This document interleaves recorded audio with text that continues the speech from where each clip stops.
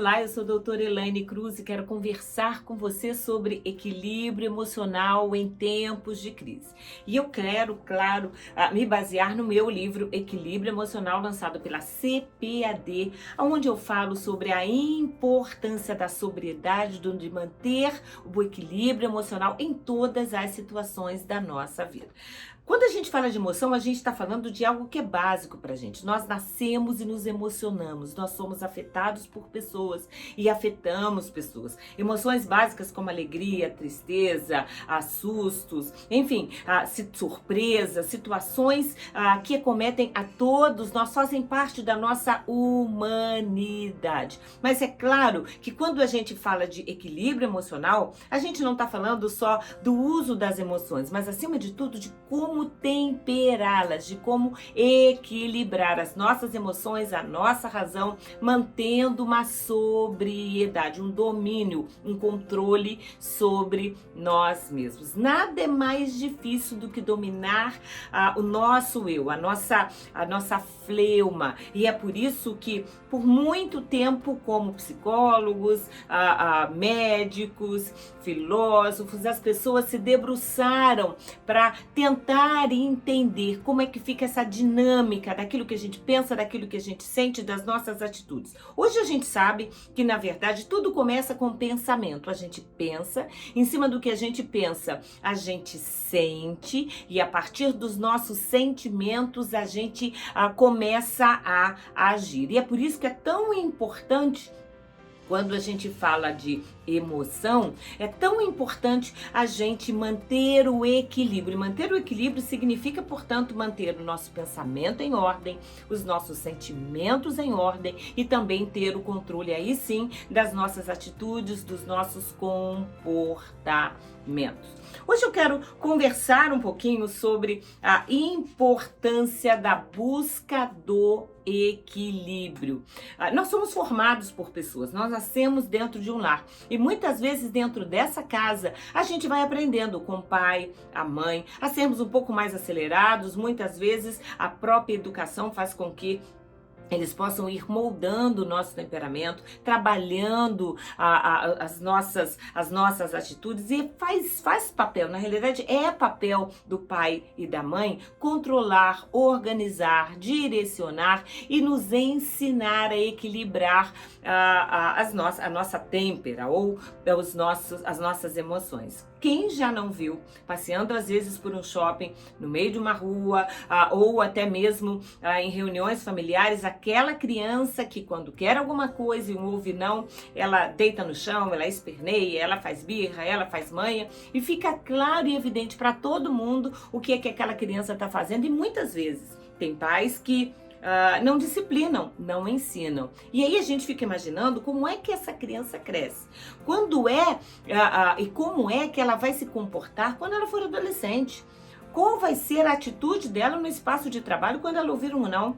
Como é que ela vai responder emocionalmente dentro de uma casa quando tiver que discutir e fazer acordo com os filhos ou fazer acordo com o cônjuge? Como é que ela vai se comportar? E literalmente fica fácil da gente entender isso quando a gente traz esse exemplo, porque nós somos assim. A gente vai aprendendo, a gente vai sendo moldado, nós vamos sendo formados, mas a vida adulta requer de nós esse equilíbrio emocional, uma inteligência emocional, que mostre pra gente qual é a hora e qual é de fato o nível da nossa sobriedade, daquilo que a gente precisa falar, qual é a hora de falar, qual é a hora de escalar, qual é a hora de agir, qual é a hora de fazer cara de paisagem e não responder. Tem gente que consegue, tem gente que não consegue. Eu digo aqui no livro, equilíbrio emocional interage com o meio social. Tem muita gente que trabalha naquilo que gosta, vai para uma empresa feliz porque sabe que vai fazer uma coisa que gosta, estudou, se formou para aquilo, mas infelizmente ao chegar lá, muitas vezes vai ter que conviver com pessoas que, ao chegar no ambiente, ela já chega mal-humorada, ela chega reclamando, ela vê sempre o lado negativo das coisas, e uma pessoa vai influenciar um departamento inteiro de uma empresa. É por isso que hoje Muitas vezes, em recursos humanos, quando nós psicólogos fazemos algum tipo de entrevista, a forma como a pessoa se relaciona, ela é fundamental, porque ela vai criar ou não um bom ambiente de trabalho. O mesmo acontece com uma pessoa, por exemplo, que pode ser bem casada, ter um bom casamento, ter uma boa estrutura econômica e financeira, ter filhos maravilhosos, mas que quando chega em casa, o cônjuge já fica mais quieto, as crianças acabam se afastando, porque sabem que vai chegar aquela pessoa mal-humorada, reclamona, que vai achar defeito em tudo, e aí é difícil conviver. Por isso que o equilíbrio emocional, ele interage com o meio social. E talvez seja a coisa mais difícil a gente conseguir se ver nessa situação. Nós somos aqueles que sofremos com o mal-humorado, nós somos a pessoa mal-humorada. E aí é fundamental que a gente primeiro se conscientize que a gente precisa mudar. Que a gente tome assim, a consciência de onde é que nós erramos. Por que é que eu não consigo segurar a minha língua e falar, às vezes, num tom jocoso ou num tom meio que quase que dando uma indireta para alguém, sabendo que a gente está ferindo ou que está machucando alguém? E aí a gente precisa ter consciência disso. O primeiro passo é a gente assumir e tomar consciência de como nós estamos agindo. Nós estamos vivendo aí uma pandemia de coronavírus. Enquanto eu estou gravando, está todo mundo trancado dentro de casa, mais da metade da população do mundo está em quarentena. E não é fácil para aquelas pessoas que são mais tensas, preocupadas com tudo, que não conseguem nem mesmo equilibrar a si mesmos. Fica difícil, porque tem uma questão financeira, existe a questão da doença, a família toda reunida, não é férias, então tá todo mundo em casa sem a organização financeira para estar, e tem muita gente que nesse período tem ido para o hospital, tem usado remédios além da conta, tem literalmente estragado a harmonia familiar, que já tá tão complicada, que tá todo mundo já tão tenso, porque simplesmente não consegue se equilibrar. Nada mais complicado do que conviver com alguém que fala, como muita gente gosta de dizer, coloca tudo para fora e depois é que vai avaliar o quanto magoou, o quanto feriu, o quanto machucou. E muitas vezes já abriu uma ferida que vai levar anos para cicatrizar. Equilíbrio emocional para a gente gerenciar a nossa vida. A gente precisa de equilíbrio emocional para gerenciar a nós mesmos. Um outro passo importante, eu digo aqui, é literalmente nessa interação, porque hoje nós estamos falando exatamente sobre a interação, a gente conseguir compreender que, como eu digo, as pessoas podem errar, as pessoas podem fazer as coisas de um modo diferente do nosso. As pessoas podem entender as nossas ordens de uma forma distinta e pensar de forma oposta à nossa. As pessoas podem errar, nós erramos. O único que não erra é Deus. Então, as pessoas erram, as pessoas falham, e às vezes sem querer falhar. Não estou falando daquela pessoa que de uma forma premeditada faz alguma coisa para nos ferir. Essas daí a gente já sabe, mas mesmo aquelas pessoas que a gente ama, elas podem falhar, elas podem pensar de uma forma diferente. Na verdade, mesmo quando a gente educa filhos, cada filho vai aprender as nossas ordens de uma forma singular. Você diz a mesma coisa e cada filho interpreta de uma forma. A mesma ordem, a mesma direção, mas nós assimilamos de uma forma diferente. É muito fácil a gente ver isso, por exemplo, em momentos de culto e de pregação.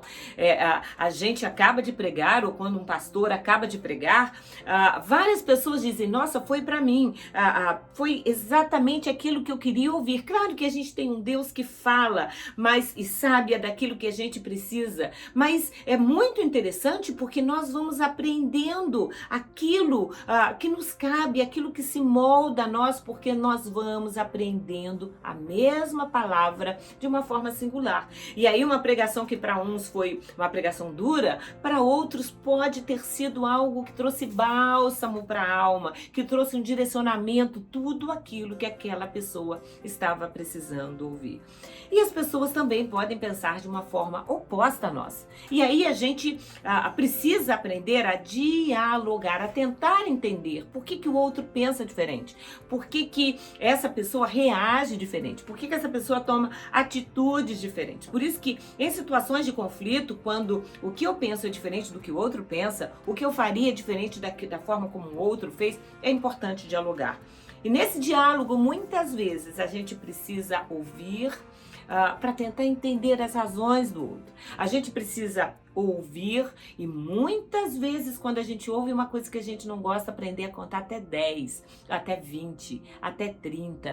E a gente vai ouvindo, vai tentando assimilar, vai tentando entender e vai organizando também a nossa fala, quem sabe até anotando, mas organizando a nossa fala para conseguir expor sem a raiva, sem a mágoa, sem a irritabilidade que muitas vezes nos acompanha.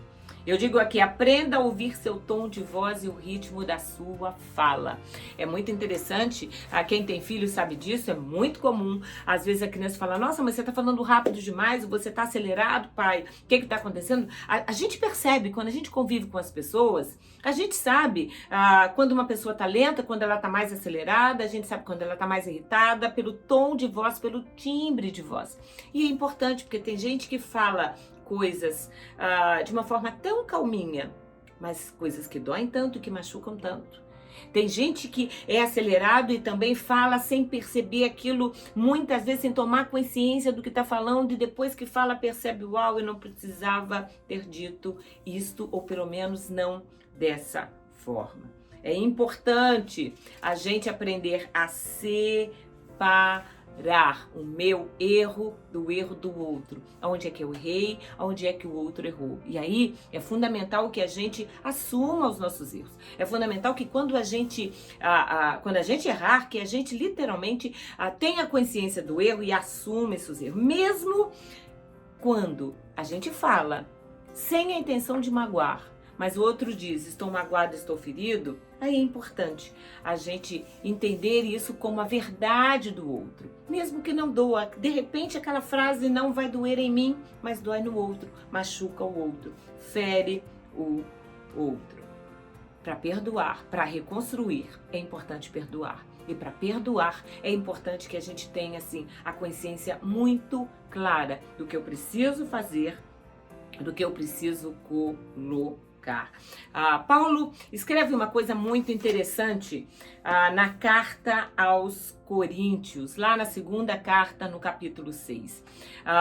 E ele fala, e claro que por trás da fala dele está exatamente o que a gente está falando aqui do equilíbrio, da importância de nós mantermos equilíbrio, sobriedade, para que a gente não cause estragos e nem machuque, muito menos cause escândalo. Ele diz assim, 2 Coríntios 6, versículo 3, ele diz assim, não damos motivo de escândalo a ninguém, em circunstância alguma, para que o nosso ministério não caia em descrédito.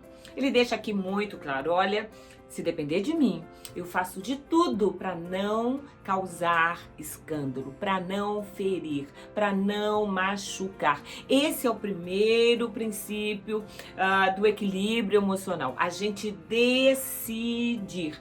Às vezes significa que a gente vai ter que morder a língua. Muitas vezes implica da gente deixar passar aquela vontade de responder. Ou muitas vezes de ouvir, se calar, engolir seco e pedir graça a Deus. Mas tal como Paulo, a gente precisa, na hora da crise, na hora da agonia, na hora da preocupação, na hora que tá tudo desabando, especialmente nessas horas, a gente precisa pedir graça a Deus, equilíbrio, fechar a boca, lidar, sabe, com valentia, lidar com perdão, entendendo, aceitando o outro e, acima de tudo, nos colocando diante de Deus, sempre como pessoas que não ferem, que não machucam, que não maltratam, nem mesmo quando falam com a sua língua. Que Deus te abençoe.